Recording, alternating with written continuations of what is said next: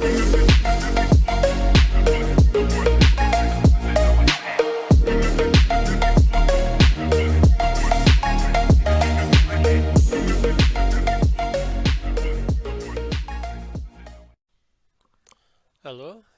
kita ketemu lagi di video kuliah interaksi manusia komputer. Kali ini kita akan membahas aturan-aturan perancangan untuk mendukung usability ya. Jadi kalau dalam materi kuliah ini disebut sebagai aturan perancangan atau design rules ya. Materi mengenai usability baik dari ISO atau Nielsen ataupun Schneider itu bisa dilihat di video sebelumnya. Ya, contohnya saja kita melihat konsep dari International Standard Organization bahwa usability itu harus mendukung efisiensi, efektivitas, dan kepuasan atau satisfaction dari pengguna. Nah, itu diperlukan aturan-aturan untuk eh, mewujudkan tersebut ya, hal tersebut. Perancangan, misalkan kita melakukan perancangan untuk user interface, memanfaatkan konsep metode uh, desain yang berpusat pada pengguna atau user centered design. Bagaimana seorang desainer ini memberikan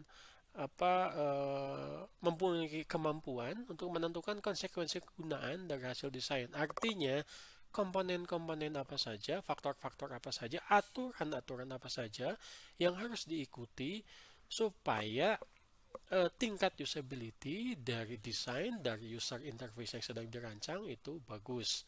Kita akan belajar dari tiga prinsip utama. Nanti tiga prinsip utama ini akan dipilah-pilah menjadi sub-prinsip atau komponen-komponen yang lebih spesifik.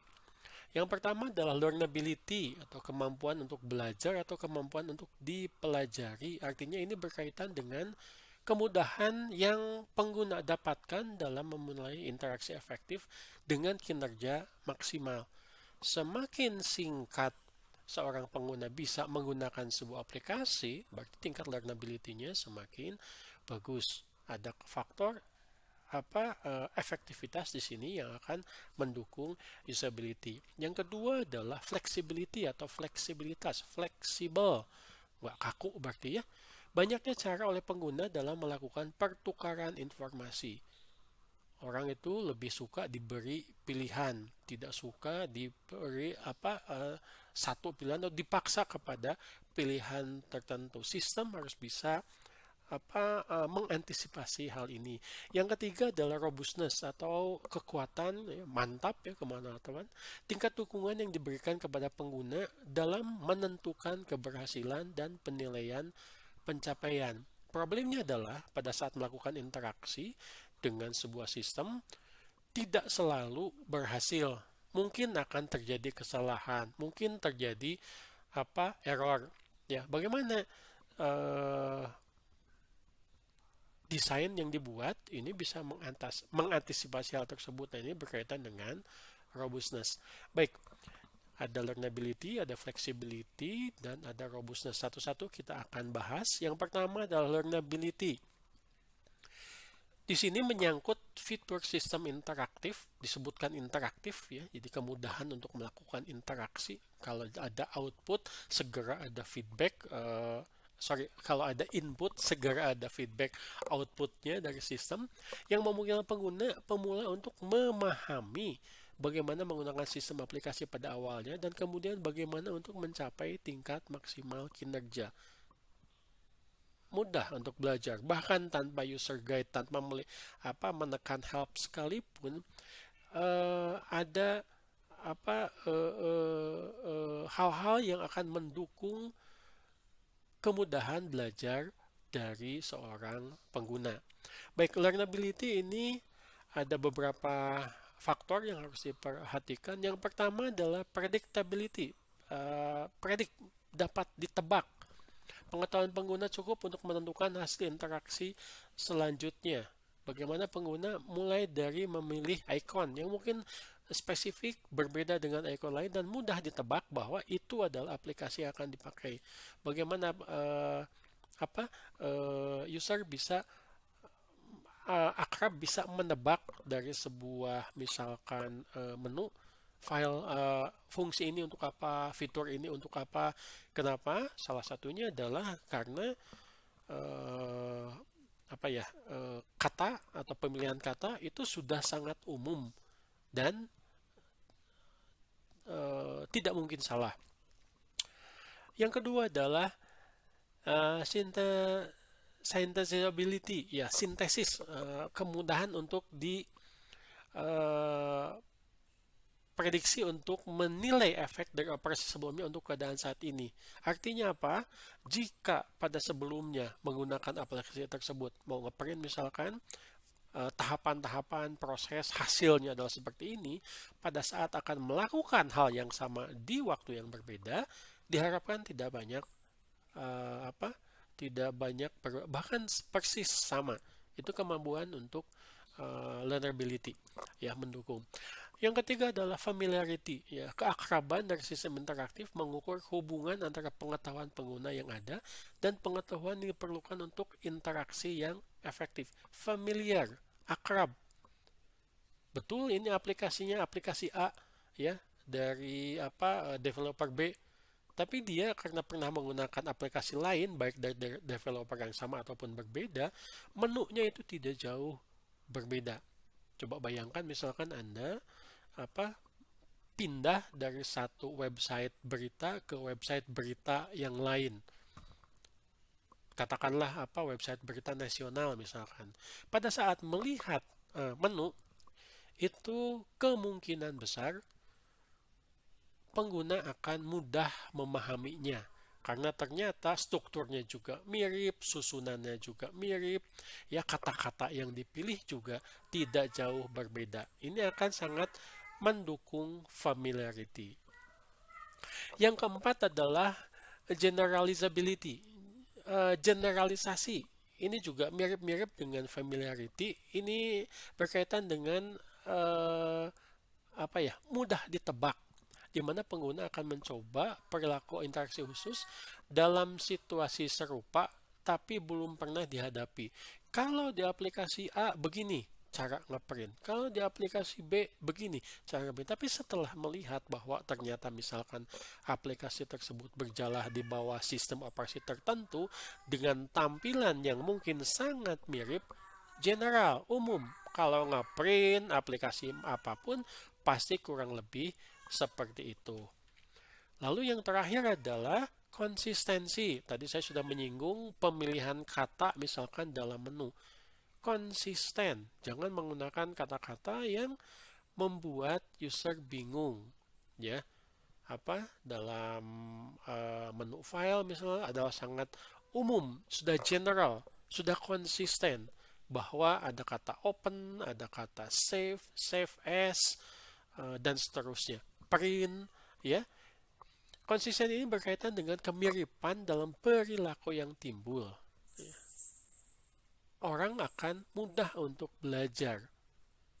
Tidak perlu membuka user guide, tidak perlu bertanya kepada apa, developer misalkan, atau menekan tombol help karena sudah umum itu digunakan. Baik, kita menuju yang kedua, fleksibilitas, ya, flexibility. Fleksibilitas mengacu pada banyaknya pilihan cara di mana pengguna akhir dapat melakukan pertukaran informasi dengan sistem. Sistem itu harus fleksibel. Gimana fleksibel? Yang pertama adalah ada dialog inisiatif, ya, inisiatif dialog. Jenis sistem dialog preemptif, sistem dapat menyediakan dialog untuk mencegah sebuah situasi atau kejadian. Sebelum user melakukan kesalahan, sistem dapat mengingatkan. Ya, paling umum misalkan Anda akan mendelete sebuah file, ya, sistem akan bertanya, apa? Are you sure you want to delete this file? Apakah Anda yakin akan menghapus file ini? Pada pilihan yes, no. Memastikan dalam inisiasi dialog ini bahwa user tidak akan mengalami apa, kesalahan yang akan merugikan tugasnya. Yang kedua adalah multi-threading, memungkinkan interaksi untuk mendukung lebih dari satu tugas pada satu waktu. Yang pertama adalah concurrent multi-threading, mendukung informasi simultan yang berkaitan dengan tugas terpisah. Lalu yang kedua adalah interleave multi-threading, mendukung tugas yang terpisah tetapi menetapkan bahwa dialog dibatasi satu saat untuk satu tugas. Anda bisa bayangkan Anda menggunakan banyak aplikasi dalam Windows, sistem operasi Windows misalkan. Anda sedang meminimize aplikasi A. Aplikasi A misalkan sedang melakukan download. Sedang Anda sedang bekerja dengan aplikasi B. Jika download aplikasi A sudah selesai, aplikasi B tidak akan menghalangi informasi yang sampai kepada pengguna bahwa download itu sudah selesai. Dan itu tidak mengganggu jalannya atau penggunaan dari aplikasi B. Kurang lebih seperti itu. Itu yang disebut sebagai multi-threading. Flexibility juga berkaitan dengan migrasi task, ya, migrasi tugas, task migratability, transfer control untuk pelaksanaan tugas antara sistem dengan user. Artinya, jika mungkin contohnya yang paling mudah adalah pada saat kita akan memasukkan PIN atau mau melakukan transaksi di ATM. Sebetulnya ATM itu memberikan waktu, ya. Jika dalam kurun waktu sekian detik, sekian menit seharusnya user melakukan transaksi, seharusnya user melakukan input, tapi ternyata tidak terjadi, maka sistem bisa menanyakan apakah masih butuh waktu atau mungkin pada satu saat sistem akan mengambil alih. Kenapa? Karena salah satu tujuannya misalnya di ATM itu adalah untuk melindungi nasabah. Ya, ternyata nasabahnya sudah tidak ada, sementara kartunya sudah masih ada di dalam ATM dan bisa disalahgunakan oleh orang lain yang tidak berhak. Sistem mengambil alih. Mungkin kartunya diblok, mungkin ditanyakan, dan seterusnya. Yang keempat adalah substitutivity, substitute. Ada nilai-nilai yang setara yang dapat digantikan. Ini paling umum di ukuran-ukuran. Ya, contohnya di sini misalkan orang Indonesia kan menggunakan ukuran itu adalah sentimeter. Sementara orang Amerika ya itu beda lagi, menggunakan inch, menggunakan feet. Nah, hal ini harus diberikan kemudahan untuk mengubah. Kita pakai katakanlah Excel, kita mau mengusahakan nilai uang kita rupiah. Kalau Excel dipakai oleh orang Inggris, nilai uangnya pound sterling misalkan, ya harus bisa diubah dengan mudah dan tidak mempersulit pengguna. Yang kelima ini adalah customizability atau customisasi. Ya, mudah diubah-ubah, kemampuan untuk memodifikasi antar muka pengguna oleh pengguna atau sistem. Paling mudah adalah kepada saat Anda misalkan mengubah wallpaper dari smartphone atau laptop disesuaikan dengan selera, ya, apakah grup band, apakah logo sepak bola atau penyanyi idaman, ya bisa Anda diganti atau mungkin dengan gambar perusahaan tempat di mana sistem tersebut digunakan. Bisa diubah oleh pengguna, ya bisa dikustomisasi. Itu adalah aspek-aspek fleksibilitas yang akan mendukung usability. Dan faktor ketiga di sini adalah robustness, ya. Bisa diterjemahkan sebagai mantap, bisa diterjemahkan sebagai ketangguhan. Ini yang mencakup fitur-fitur yang mendukung pencapaian sukses, penilaian terhadap tujuan, sukses terhadap tujuan. Ya, berarti apa? Ada kemungkinan gagal. Kalau gagal, ini harus memiliki prinsip-prinsip yang mendukung ketahanan. Artinya apa? tugas tetap bisa diselesaikan dengan baik. Baik, kita lihat komponennya apa saja dari robustness. Yang pertama adalah observability, ya, kemudahan untuk diobservasi, kemudahan untuk diperhatikan. Evaluasi keadaan internal sistem dengan cara representasi yang mudah dipahami pada antarmuka. Pada saat akan melakukan transaksi di ATM, ya, pesan keluar, ya, maaf, ATM sedang tidak bisa dipergunakan. Silakan ke ATM terdekat atau cabang bank terdekat. Dengan kata-kata yang mudah, singkat, tidak membuat bingung. Ya, bayangkan kalau tidak ada pengumuman seperti itu, orang akan bingung pada saat ambil uang. Apa yang terjadi dengan sistemnya? Mudah. Ya, jika ada kesalahan, ya tampilkan kesalahannya apa. Tapi tentu saja dengan kata dan kalimat yang tidak membuat user panik, tidak membuat bingung. Yang kedua adalah kemampuan untuk recoverability. Kemampuan untuk mencapai tujuan yang diinginkan setelah terjadi kesalahan error. Ingat tadi ya, bahwa interaksi ada kemungkinan kesalahan. Feedbacknya ternyata adalah error message. Ya, sistem harus bisa mengantisipasi hal tersebut dengan error recovery forward ke depan atau error recovery backward ke depan. Kalau ke depan, ini adalah melibatkan penerimaan kondisi saat ini dan menuju keadaan yang diinginkan. Lakukan lagi, redo, ya. Kalau mau membatalkan interaksi yang sebelumnya karena terjadi kesalahan, maka gunakan yang backward, ya, merupakan upaya untuk membatalkan efek dari interaksi untuk kembali ke keadaan sebelumnya. Ya, kita mengenalnya sebagai undo, ya, batal. Ada yang pakai tulisan redo, ada yang pakai tulisan undo, ada yang panah ke sebelah kanan, ada yang panah ke sebelah kiri. Apapun yang dipakai, itu harus bisa membantu user menghindari kesalahan, membatalkan kesalahan, dan tetap bisa kembali melakukan interaksi untuk menyelesaikan tugasnya. Itu bagian dari robustness. Yang ketiga adalah responsiveness.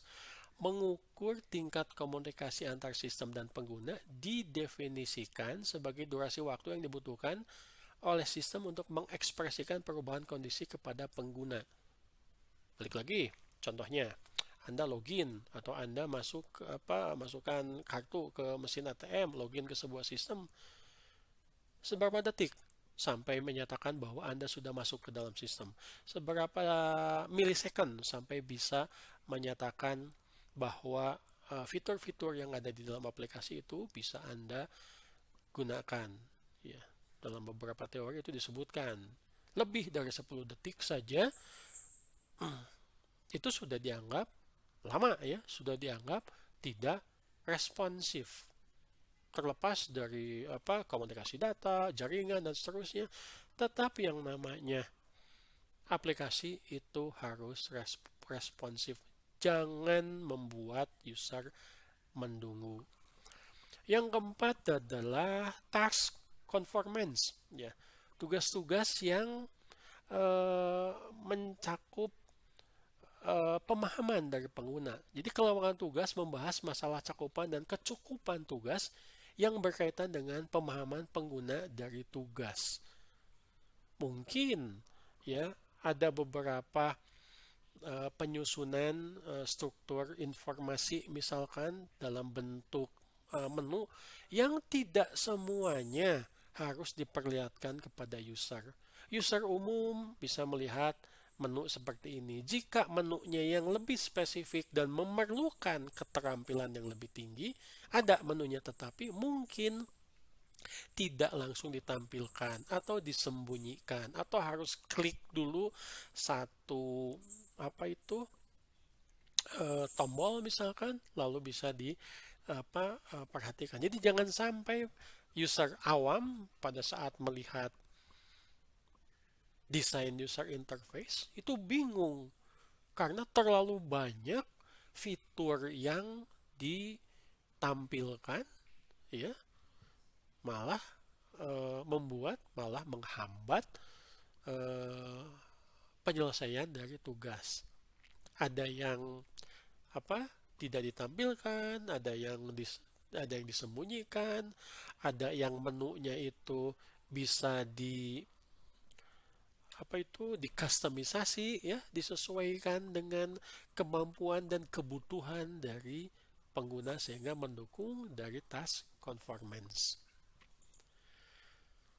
Nah, komponen-komponen yang kita bahas tadi ya, dari 3 komponen utama dan subkomponennya itu untuk memecahkan, untuk menghindari masalah-masalah yang berkaitan dengan usability. Misalkan di komponen di gambar yang kita lihat di chart ini yang di hasil penelitian dari Nielsen dan Lorenger 2006 dengan studi kasus perancangan website. Nah, di sini ternyata problem utama yang menghambat berkaitan dengan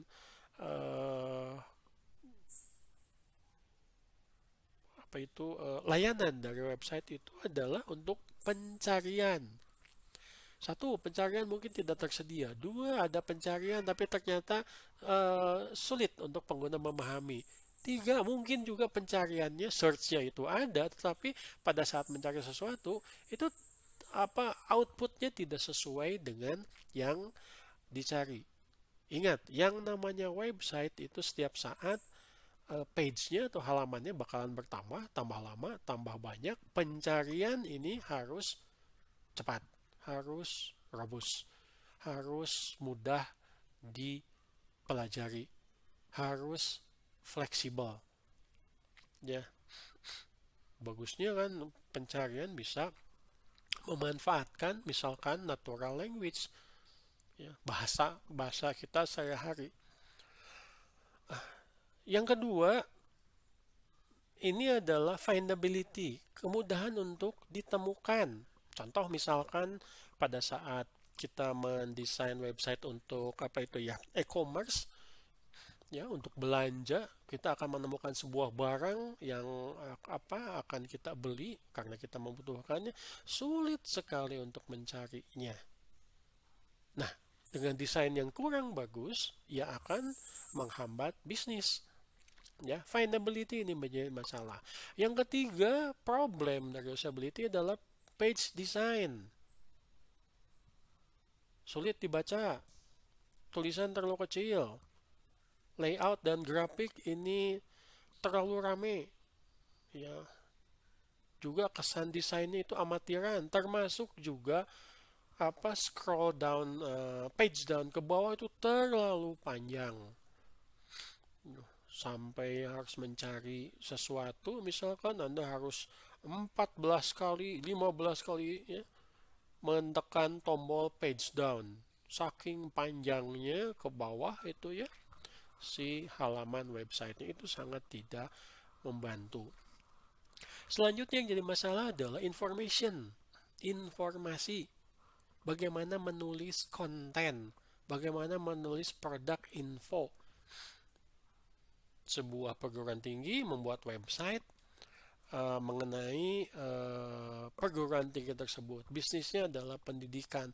Ada penjelasan. Ya, biasanya ada visi, misi. Itu harus dituliskan, mudah dibaca dengan informasi yang jelas. Mau ada penerimaan mahasiswa baru, ya harus jelas informasinya.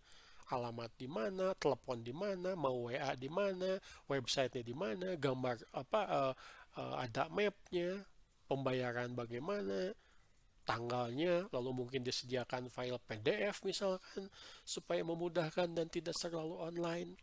Selanjutnya adalah task support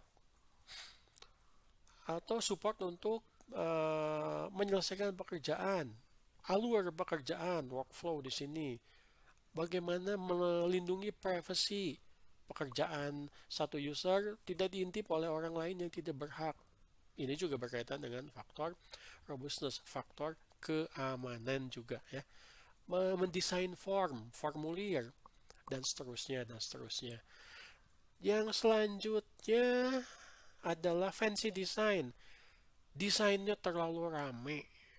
Maksudnya itu adalah desainnya bagus, menarik, pakai animasi, pakai suara, pakai slideshow, ya, bahkan pakai animasi 3 dimensi, tapi pada ujung-ujungnya adalah membuat bingung pengguna.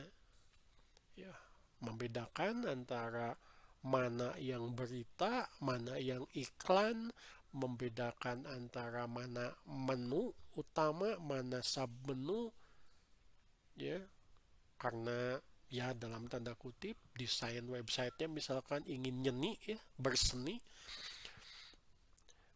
tapi ternyata ujung-ujungnya adalah mengurangi nilai usability. Dan yang terakhir ini adalah other, macam-macam ya. Apakah bugs ya, problem dengan pemrograman. Di sini juga disebutkan bahwa sering yang namanya iklan itu mengganggu ya. Bagaimana menampilkan iklan itu yang bisa ditutup, menampilkan iklan itu yang tidak terlalu panjang ya, dan tidak mengganggu, dan seterusnya. Baik, itu adalah masalah-masalah usability yang coba diselesaikan tadi dengan 3 komponen, 3 konsep utama yang mendukung efektivitas, efisiensi, dan satisfaction untuk usability.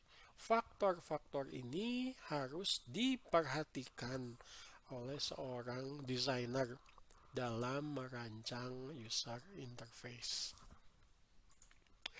Oke, itu materi mengenai design rules ya. Jadi kita melihat bukan hanya aturan, bukan hanya komponen-komponen dari 3 subkomponen itu yang mendukung usability, tapi itu juga menjadi alat ukur ya, harus bisa dikonfirmasikan dengan pengguna bahwa memang desain yang kita buat itu memenuhi kaidah-kaidah, aturan, dan komponen tersebut. Ini adalah jaminan bahwa produk yang desainer buat itu tingkat usability-nya tinggi atau bagus. Oke, itu materi mengenai design rules. Cukup untuk video ini. Terima kasih. Kita ketemu lagi di video selanjutnya.